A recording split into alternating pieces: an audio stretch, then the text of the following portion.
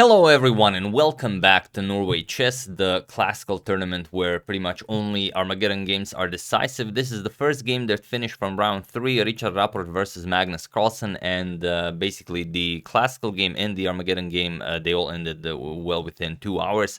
The classical one wasn't anything crazy. It was 16 moves, so not a lot, and Magnus sacrificed a piece for a perpetual draw, forcing basically Armageddon as, there really wasn't all that much to be done there, it's just the classical wasn't all that impressive, but the Armageddon game is. It features 2 really awesome pause the video moments, so you guys are going to enjoy that. But all in all, the game itself is really awesome. So without further ado, let's check it out.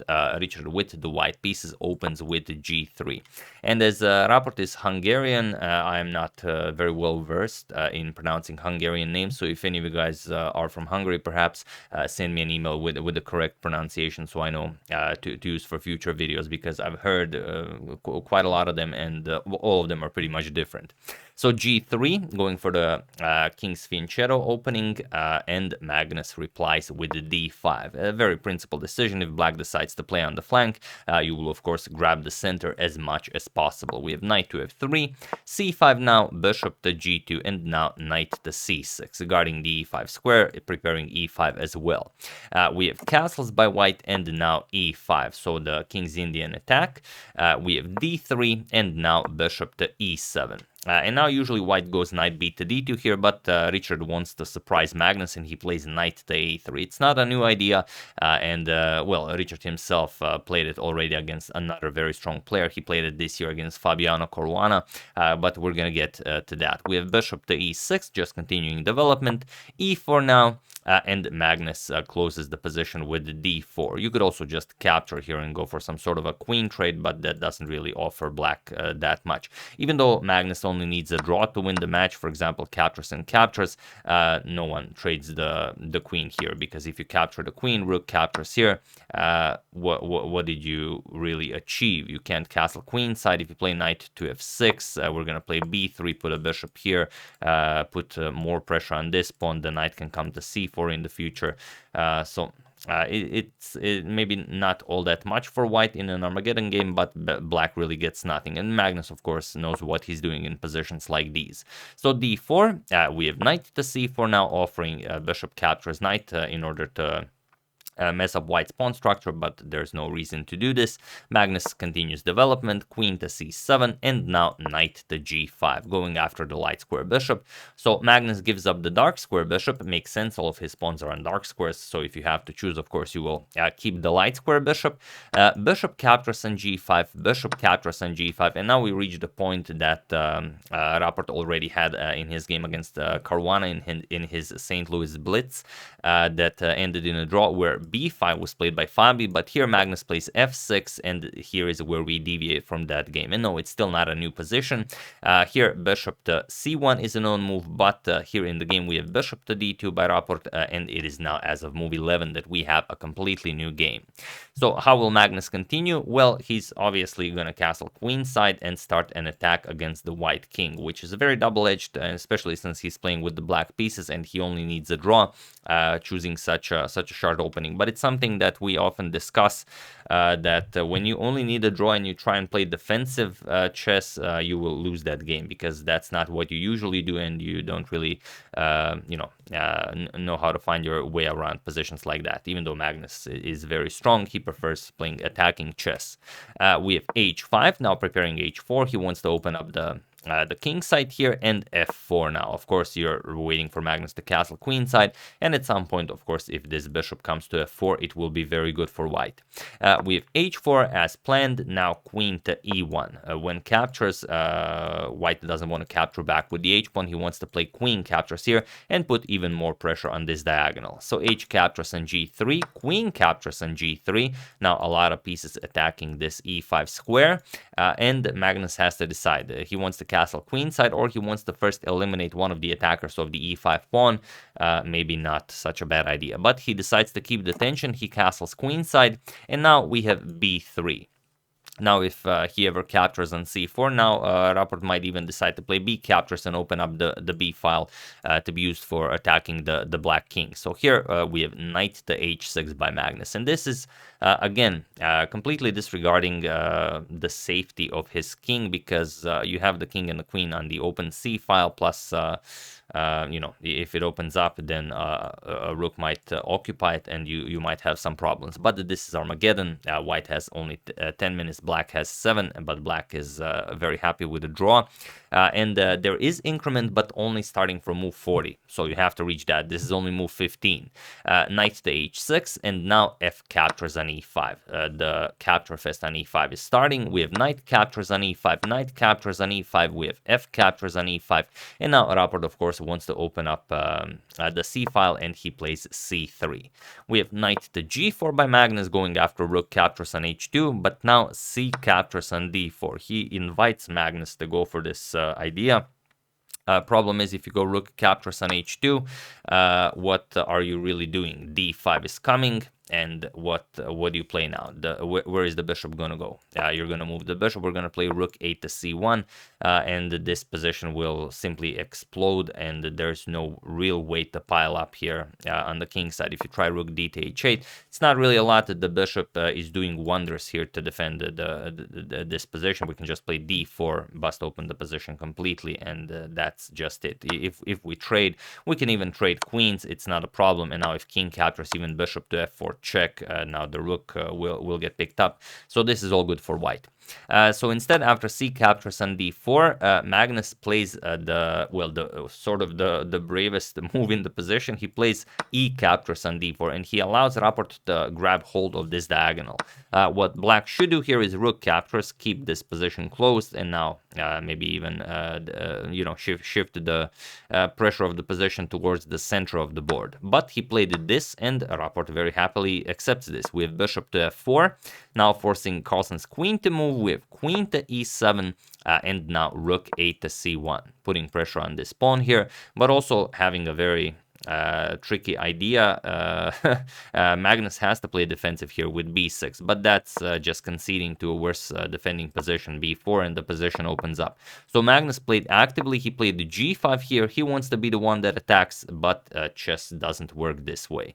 So feel free to pause the video and try to find the seemingly winning move for Rapport while I give you a couple of seconds.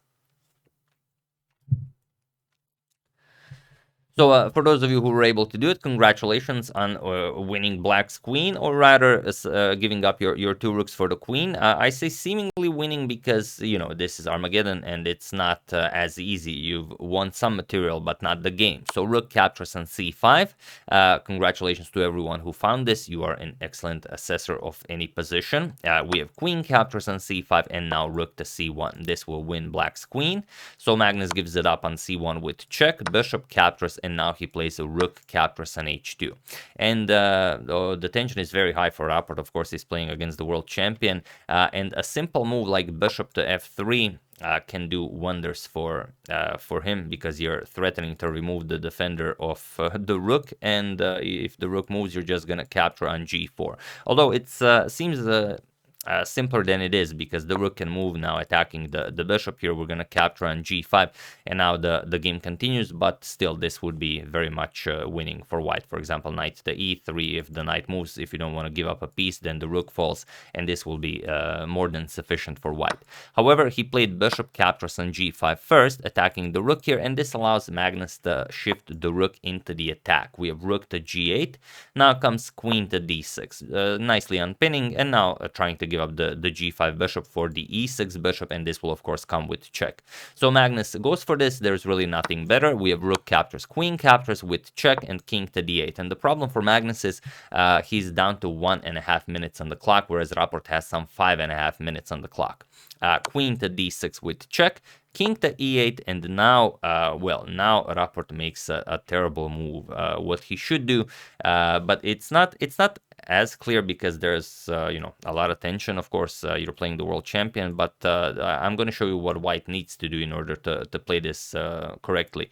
You have to go queen to b8 check, and now if the king moves, well, we of course pick up the pawn. It's a free pawn, why not? This comes with check. King to g6, now queen to a6 check, and finally after king to h5 you have to play queen to e6. But figuring all of this out in in such a quick game is not easy, because now the knight can't move, the rook will fall. The rook doesn't really have anywhere to go. The king doesn't have any good squares, so we'd see something like rook to c5 going for rook to c1 check, but now queen to f7 with check. King h4, now queen to f4 guarding the c1 square, and again not a lot of moves for black. After you move the rook, let's say rook to g5, now we play king to f1, and now we start slowly making progress in the game. As black really doesn't have all that much to do, we can even start pushing our pawns here. But that's very difficult to spot. I mean, from such a position, expecting that something like this even exists. So he played bishop to f3, and he allows Magnus a beautiful trick. Well, I say a trick, it's actually a combination that saves him the game. So feel free to pause the video for the second time and try to find this magical move while I give you a couple of seconds.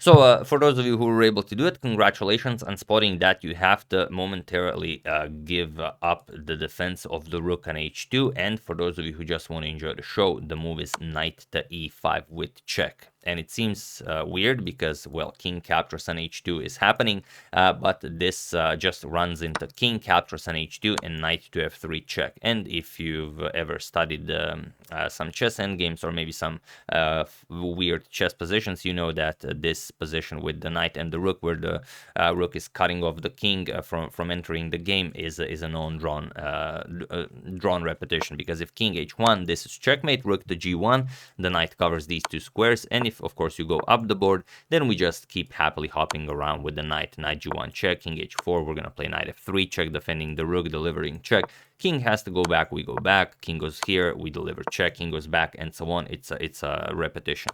So Rapport sees that there's no point in doing this, so he tries king to f1, but it's not much better. Now just knight captures on f3, and okay, we have queen to e6 check. We're gonna win this knight, it's not a problem. King to d8, now queen to f6 with check. We have king to e8, and now queen captures on f3. But although this seems like making progress, it's really not. You could just continue checking the black king and then get a draw, but a black draw only favors black, as this is Armageddon and black wins the game if it's a draw. So Rapport has to pick up the knight, but now we have rook to c5 by Magnus, going after a nice a rook to c1 check, as the other rook is cutting off the king completely from the second rank. Magnus is very low on the clock. If he wasn't the seemingly simple rook to g8 wins on the spot. There's no defense against rook to f8, because you can move the king and you can move the queen, but nothing helps. If you move the king, then just rook to g1 check, and the white will have to give up the queen. And if you move the queen, where are you moving the queen to? There's really no good square. You can't remain on the f file, and if you play something like queen to d1, then just rook h1 check, and I mean, it's again completely winning for black. So here Magnus played rook to c5. It's kind of the same idea. He wants to deliver or checkmate or win the white queen. King to g1, now attacking the black rook. We have rook captures on h2. Again, it's the same idea. And now queen to f4, guarding against rook to c1 check. So rook c to c2. Now he can happily start delivering checks here, but also just rook to a1 will be deadly. So queen to b8 check. We have king to e7, and now queen to e5 check. And there's nothing that can be done here. White can only continue repeating moves as rook a1 or rook c1 just win the game for Magnus. So king to f7, queen to d5 with check. We have king to g6, queen to f5 with check, king g7, now queen g5 check, king h7. There's no way to increase the pressure. You don't have any pieces or pawns surrounding the black king. Queen h5 check, king g7, queen to g5 check. And it was in this position on move 42 that the players agreed to a draw, as there is no hope for white to make any progress here. And if he pushes and gives black just one move, he's gonna, well, get checkmated very easily. So yeah, another Armageddon for Magnus and another victory for him. But we're not going to show the standings just yet, as I'm going to show at least one more game from round 3. But it's only Richard who won a classical game. So he's actually the leader of the tournament so far. It's much better to win, as you get 3 full points for a win, and only half an extra point for winning the Armageddon game if you draw the classical. So yeah. That's the game. Hope you guys enjoyed it. Really a crazy one. Rapport had a very nice chance of beating Magnus, but it seems that Magnus just always wiggles out somehow. But as they say in chess, luck favors the strong. So yeah, once again, hope you guys enjoyed it. I would like to thank F. Lightheart, Suhas Raja Chandragupta, Live Sun Hin, Jeff Langley, and Samuel Kamuli for contribution to my channel. Thank you a lot. I really appreciate it. As usual, you can check 2 of my previous videos here. Thank you all for watching, and I will see you soon, continuing the coverage of this very nice tournament, checking up on your wonderful suggestions, and whatever else happens in the chess world. So thank you all. I will see you soon, and have an excellent rest of your day.